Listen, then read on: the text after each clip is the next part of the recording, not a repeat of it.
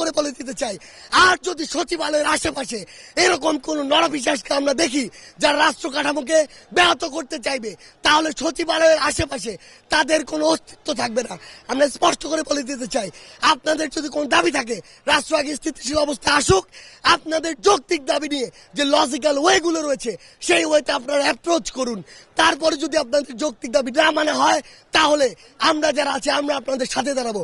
কিন্তু আজকে যারা এই চক্রান্ত করেছে, আমরা স্পষ্ট করে বলি তারা আনসার বাহিনীর সদস্য নয়, তারা চক্রান্তকারী।